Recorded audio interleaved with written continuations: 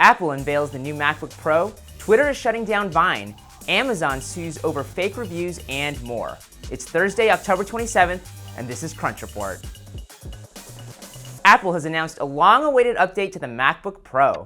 The big new addition is something that's been rumored for a while, something that Apple is calling the Touch Bar. It's basically a narrow touchscreen between the keyboard and the screen, which can bring up different controls depending on the software that you're using.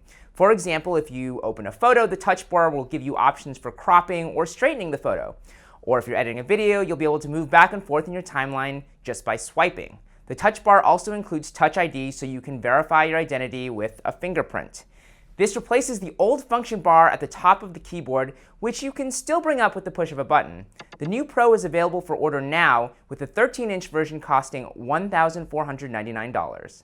The MacBook Pro was the big news at Apple's event today, but the company also announced a new app called TV, very simple, which is a TV guide and watch list app for the Apple TV, iPhone, and iPad.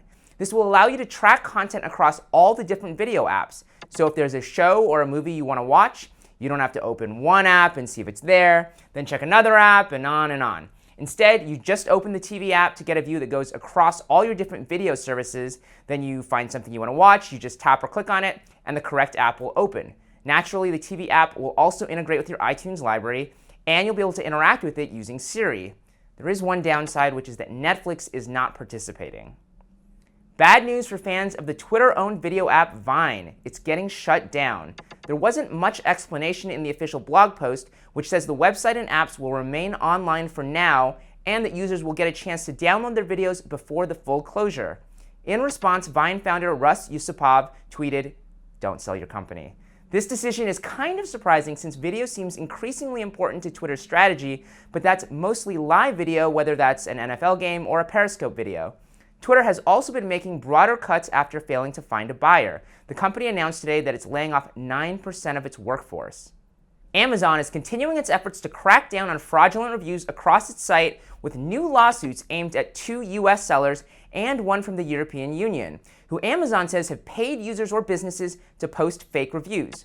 For example, one of the lawsuits claims that 54% of the 2,343 reviews across 11 products from the seller Arabo Trade, aka Allmax Direct, were fake. The company has also been developing technology that can identify fake reviews and take actions against those who post them. We're all probably familiar with Uber's surge pricing and probably less than thrilled about it. That's increased pricing, and it's supposed to get more drivers on the road during popular times. Well, Uber is bringing the same principle to its Uber Eats food delivery service. The argument is pretty much the same. By increasing prices, Uber is supposed to get more drivers on the road to deliver your food, which means you get your food more quickly. Surge pricing for Uber Eats is only supposed to start in a few select cities, namely Phoenix, Houston, Dallas, Washington, D.C., Miami, and Atlanta. That's the report for today. I'm Anthony Ha, filling in for Tito Hamzy, who has another update for us from South Korea. Hey, what's up, Anthony? I'm on top of a building. Look at that. This is where helicopters land. About to shoot an interview. But just wanted to say hi to everybody at TechCrunch and Crunch Report. I miss you guys. All right, I'll see you later. Back to you, man. All right, thanks a lot, Tito. We'll see you soon. Crunch Report airs every weekday at 7 p.m. Eastern, 4 p.m. Pacific on TechCrunch.com. You can also find us on iTunes and on YouTube. We'll see you tomorrow.